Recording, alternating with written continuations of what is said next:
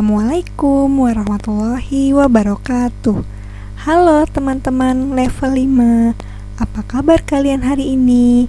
Semoga kalian selalu dalam keadaan sehat walafiat dan pastinya selalu semangat mengikuti kegiatan pembelajaran jarak jauh di semester ini. Berjumpa lagi di video pembelajaran bersama Bu Dinar. Kali ini, Bu Dinar akan membahas mengenai Bahasa Indonesia tema 6. Sebelum kita lanjut, mari sama-sama kita mengucap basmalah terlebih dahulu. Semoga materi yang Bu Dinar sampaikan hari ini dapat kalian ingat dan kalian pahami dengan baik. Yuk, sama-sama mengucapkan basmalah. Bismillahirrahmanirrahim. Iya, materi bahasa Indonesia di tema 6 yaitu pengertian teks eksplanasi, struktur, dan ciri teks eksplanasi. Tujuan pembelajaran kita hari ini yang pertama adalah siswa mengetahui pengertian teks eksplanasi.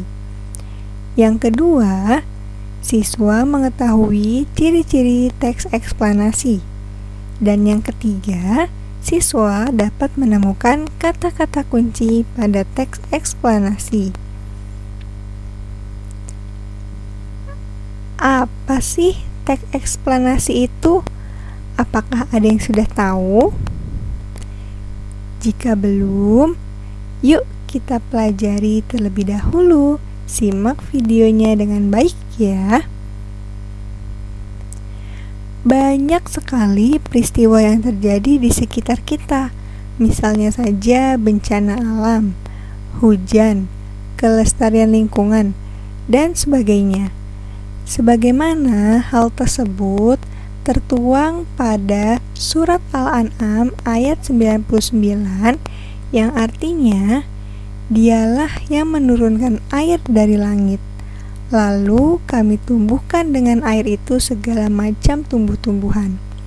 Maka kami keluarkan dari tumbuh-tumbuhan itu tanaman yang menghijau, kami keluarkan dari tanaman yang menghijau itu butir yang banyak, dan dari mayang kurma, mengurai tangkai-tangkai yang menjulai, dan kebun-kebun anggur, dan kami keluarkan pula zaitun dan delima yang serupa dan tidak serupa.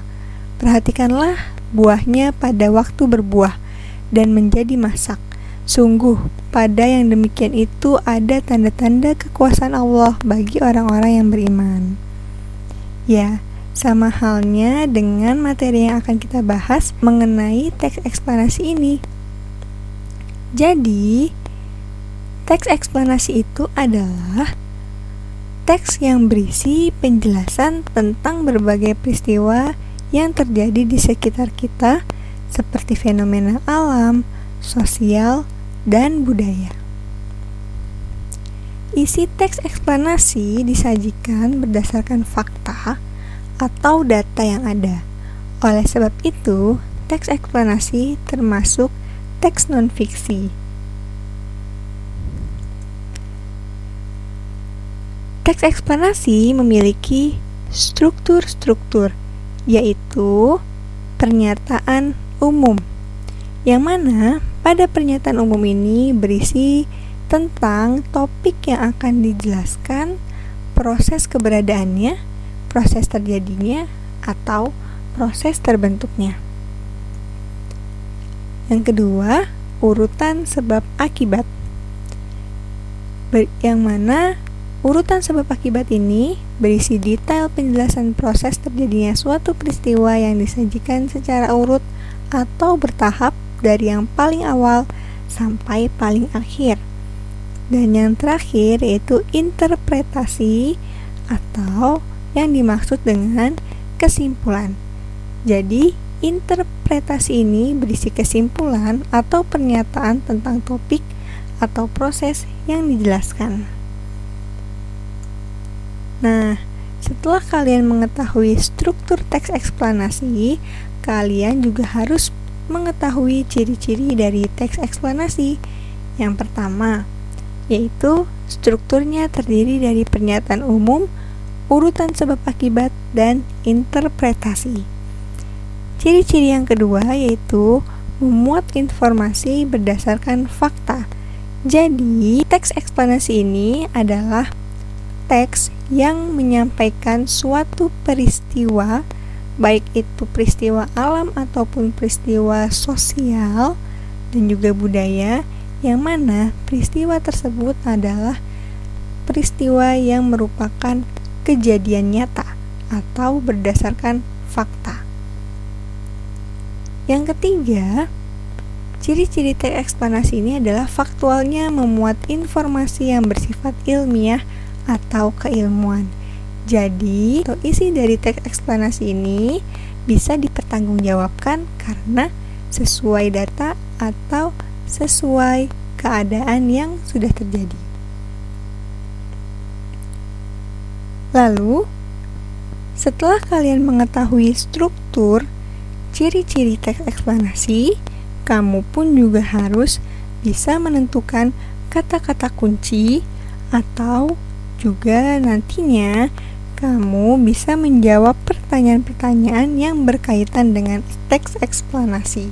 Nah, bagaimana cara menentukan kata-kata kunci pada teks eksplanasi? Ya, di sini, untuk dapat meringkas teks eksplanasi, kamu harus menemukan kata-kata kunci dalam teks. Kata kunci adalah kata-kata yang penting dan sering muncul di dalam teks. Kata-kata kunci biasanya terdapat dalam judul dan isi teks. Dalam pencarian informasi, kata-kata kunci dapat diperluas atau dipersempit. Tujuannya agar informasi yang diperoleh tepat sasaran. Perhatikan teks tersebut. Kalor merupakan salah satu bentuk energi yang dapat berpindah dari benda yang bersuhu lebih tinggi ke benda yang suhunya lebih rendah. Perpindahan kalor dapat terjadi karena adanya perbedaan suhu dalam benda. Kalor dapat menaikkan atau menurunkan suhu. Semakin besar kenaikan suhu, maka kalor yang diterima oleh benda semakin besar. Sebaliknya, jika semakin kecil kenaikan suhu, maka kalor yang diterima akan semakin sedikit. Dari teks tersebut, kita bisa menentukan kata-kata kunci yang ada pada teks eksplanasi tersebut. Nah, berdasarkan teks di atas, kamu akan mengetahui kata-kata yang sering diulang, yaitu ada kalor dan suhu. Berarti kata kunci dari teks tersebut adalah kalor dan suhu.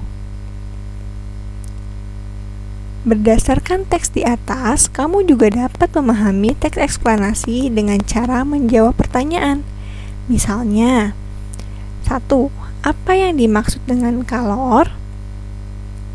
Kalor merupakan salah satu bentuk energi yang dapat berpindah dari benda yang memiliki suhu lebih tinggi ke benda yang suhunya lebih rendah.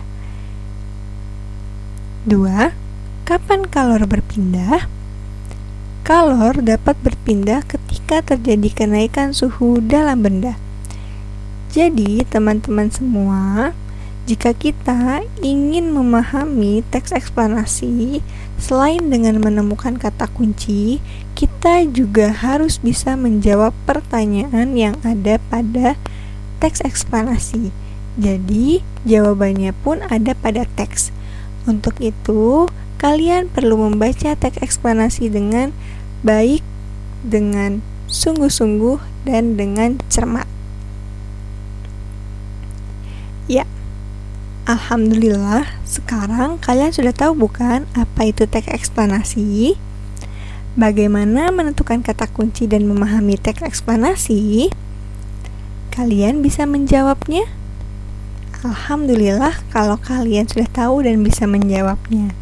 Nanti akan ada contoh dari teks eksplanasi, dan di situ kalian diminta untuk mencari atau menentukan kata-kata kunci yang ada pada teks tersebut, dan juga diharapkan kalian mampu membuat pertanyaan yang mana jawabannya ada pada teks eksplanasi tersebut. Kalau begitu, mari sama-sama kita ucap hamdalah, alhamdulillahirabbil alamin. Kita tutup dengan doa penutup majelis. Subhanakallahumma wa bihamdika asyhadu an la ilaha illa anta astaghfiruka wa atubu ilaik. Terima kasih sudah menyimak video pembelajaran ini dengan baik. Sampai jumpa lagi di pertemuan selanjutnya. Wassalamualaikum warahmatullahi wabarakatuh.